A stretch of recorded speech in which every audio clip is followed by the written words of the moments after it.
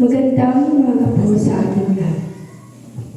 Ang mabuting pastol ay nag-alay ng kanyang buhay, sapagkat ang kanyang pagpapastol ay dumadaloy ang pag-ibig, at ito ang pundasyon ng kanyang pagpapastol, sapagkat ang umiibig ay hanggang ibigay ang lahat kahit man ang kanyang buhay. Ang Diyos ang pag-ibig, kaya isinilang si Kristo sa ngalan ng pag-ibig, at nagpakasakit siya at namatay dahil sa pag-ibig. Kaya bigyan natin ng halaga ang buhay na kanyang inalay at magpasakop sa kanya, sapagkat ang kawan ni Kristo ay inaalagaan at nabubuhay sa ngalan ng pag-ibig. Magsitayo po ang lahat at ating pong awitin ang pambungad na awit.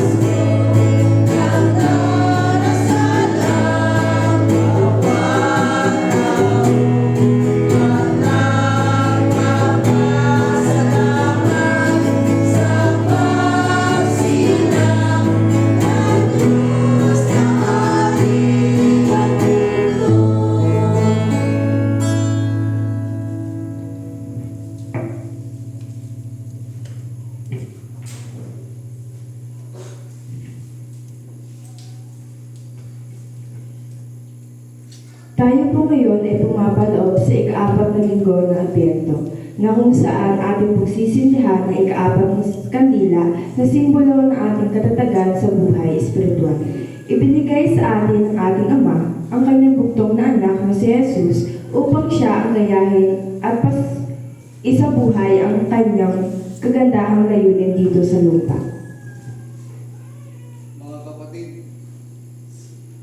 Mga kapatid, pinaglalaan tayong lahat ng salita ng Diyos na tayong lahat ay pagsusulit sa kanyang muling pagbabalik.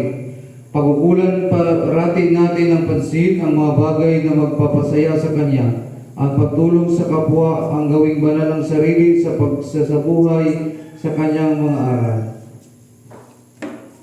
Manalangin tayo. Makapangyarihang Diyos, Ikaw ang ilaw ng sanlibutan. Ang iyong kahilingan ay dumadaloy sa bawat sulok ng mundong iyong nilikha. Nawa masundan namin ang liwanag mo, bigyan kaming lahat ng sapat na lakas upang magapi namin ang kasalanang nagdudulot sa aming paglayo sa iyo. Pangalagaan mo kaming naririto ngayon at umaasang Ikaw ang aming kapiling sa oras ng aming kagipitan. Hinihiling namin ito sa pamagitan ni Kristo kasama ng Espiritu Santo magpasawalang hanggan. Amen. Ang pagsindi ng ika-4 na kandila.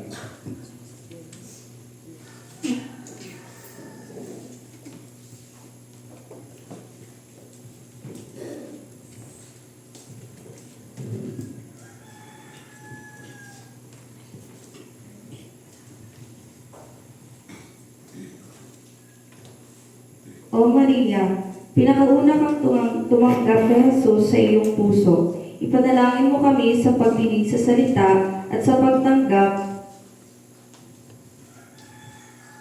sa kanyang anak sa aming mga puso. Gabayan mo kami ngayong Pasko. Mahilom nawa ang mga sugat na nagdulot sa amin ng pagkakahiwa-hiwalay.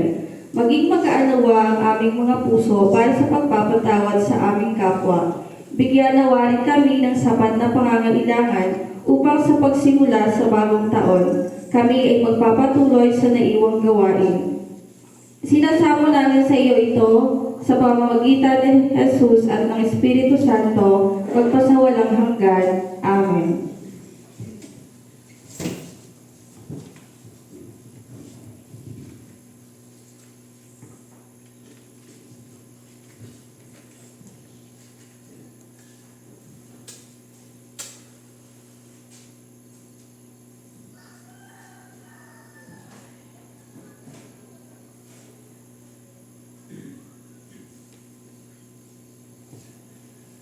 Nawa Panginoon, ang liwanag ng kandila ng pag-ibig ay katulad ng pag-ibig ni Kristong patuloy na magliliwanag sa buhay namin upang sa pagkadiliman ng aming buhay ay magtanglaw ito sa pamamagitan ng kapangyarihan ng Diyos. Ito'y aming dalangin sa pamamagitan ni Kristo na aming Panginoon. Amen. Sa pangalan ng Ama, Anak at Espiritu Santo. Amen.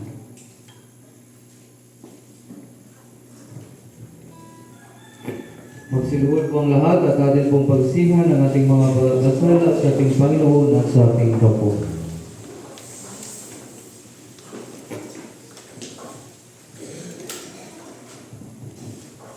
Kami numpisal sa iyong Diyos na mapangyarihan sa lahat ng magsasalo sa isa, na kami nagkasala sa aming naisip, sa aming mga nasabi, sa aming mga nagawa at sa kaligtahan namin gawin, at ito'y sarili naming kamalian. Kaya sinasamo namin sa iyo, Diyos, na kawalan kami, at sa lahat ng mga santo, may panalangin kami sa iyo, Panginoon Diyos. Amen.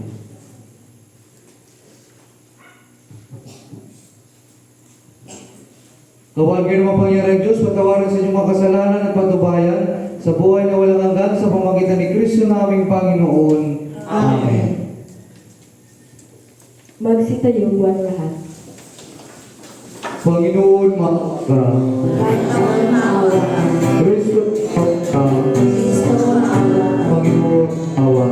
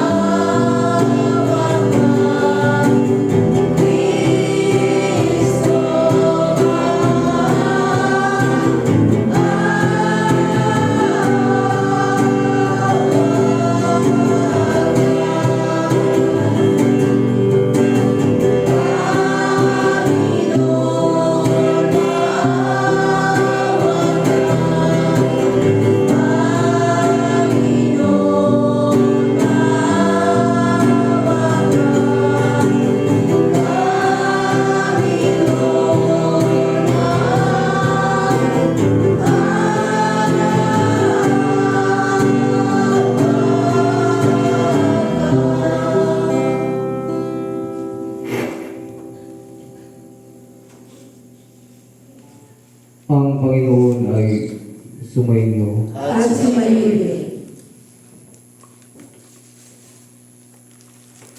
Tayo manalangin. O Diyos, Ikaw ang aming pastor. Ituro mo sa amin kung paano maging mabuting pastor sa aming kapwa. at ihayag sa amin, O Diyos, ang pag-ibig na kaganapan upang magkaroon kami ng lakas sa paglilingkod sa aming kapwa at sa iyo. At yan din, samahan mo kami sa aming para araw-araw na paglilingkod upang maging ganap ang iyong mga salita at kalooban sa buhay namin. Ating isama sa ating mga panalangin ang ating mga kapatid na sponsor sa ikapitong misa de Gallo na sina Mr. Nilo Villavicencio and family, Mr. Alec Ranzares and family, Mr. Jesus Saludes and family, Mr. Juju Ranzares and family, Mr. Raymond Perlas and family, Mr. Alvin Perlas and family, Mrs. Melinda Frias and family, Mr. Michael Ramirez and family, Mr. Noli Sales and family, Mr. Arnold Sales and family, Mr. Jeroen Frias, Mr. Ronil Ricanya and family. At gayon din, Panginoon, amin din dinadalangin may pagpapasalamat ang Fourth Sunday Mass sponsors. Nawa itong iyong anak, Panginoon, na naglilingkod sa iyo at simbahan ay gabayan at patuloy na pagpalain upang mapuspos na iyong kalakasan, pag-ibig at kasaganan ng buhay. At gayon din, Panginoon, namin dinadalangin itong aming kapatid na magdiriwang ng kanilang karawan, lalo-lalo na sa Christian Apostol, Yuris Scarlett Gabunilas, Dennis Festin, Refiuna Cabral, Christian Jen Gansha, Resti Candelaria, Kiet Emmanuel Leal, Christian de los Santos, Elisha Andre Loricania at Marie Chris Modol. Nawa, O Diyos, itong iyong mga anak na magdiriwang ng kanilang karawan ay pagpalain mo, Panginoon, upang sa araw-araw mapuspos na yung kalakasan, pag-ibig at kasaganan ng buhay.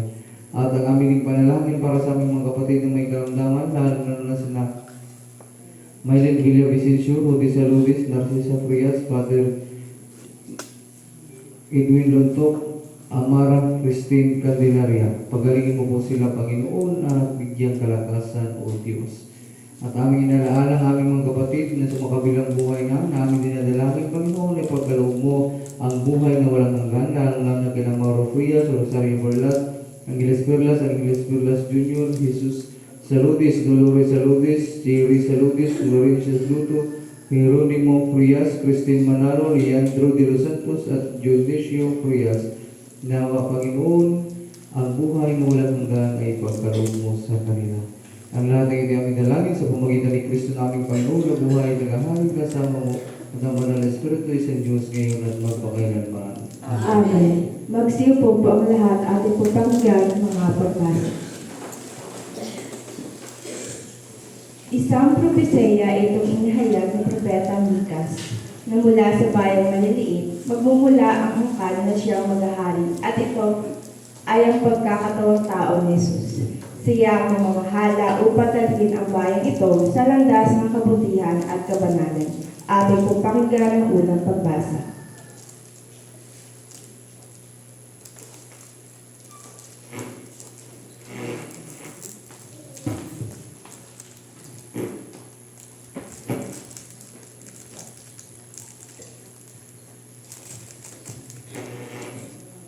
Pagbasa mula sa aklat ng Propeta Mikas.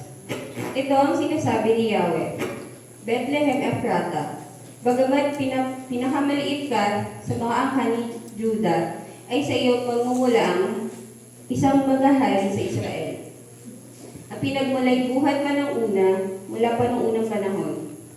Kaya nga, ang bayan ni Yahweh ay bibigay niya sa kamay ng mga kaaway, hanggat sa isilang ng babae ang sanggol na maghahari.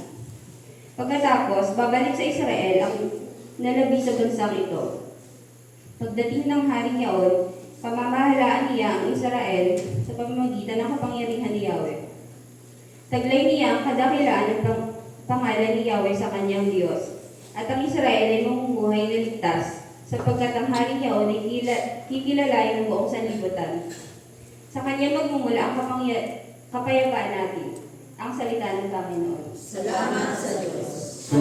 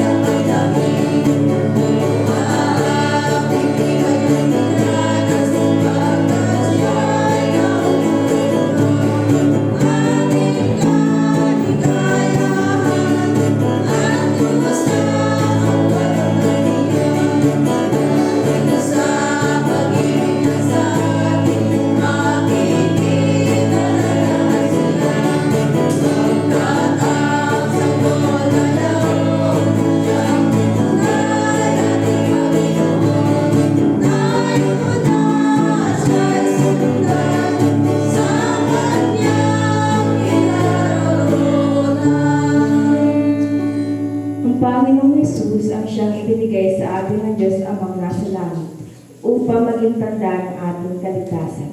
Nasa Kanya ang pag-asa magkakaroon tayo ng pagkakataong bumalik sa Diyos at upang maging kaisa niya sa Kanyang magandang plano sa mundo. Ating pong pakinggan ang ikalawang pagbasa.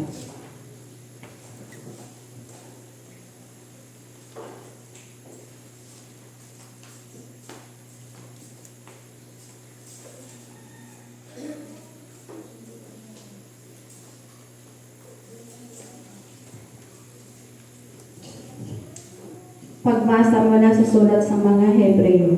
Noong si Kristo'y manaog sa sanlibutan, sinabi niya sa Diyos, ang mga hain at handog na mga hayop ay hindi mo ibig, kaya tinihanda mo ang aking katawan upang maging hain. Hindi mo kinalugdan ang mga handog na susunugin at ang mga handog dahil sa kasalanan. Kaya't aking sinabi, narito ako, O Diyos, upang tukdin ang iyong kalooban ayon sa nasusulat sa kasulatan tungkol sa akin. Sinabi mo na niya, hindi mo iniibig o kinalugdan ang mga hain at handog na mga hayop, mga handog na susunugin ang mga handog dahil sa kasalanan. Bagamat ito'y inihandog ngayon ayon sa kautusan, sa kanya sinabi, narito ako upang tukdin ang iyong kalooban. Inalis ng Diyos ang unang handog at pinalitan ang handog ni Kristo. At dahil sa kanyang pagsunod sa kalooban ng Diyos, nilinis tayo ni Jesucristo sa ating mga kasalanan sa pamamagitan ng isang paghahandog ng kanyang sarili at iyo'y sapat na. Ang salita ng Panginoon. Salamat sa Diyos.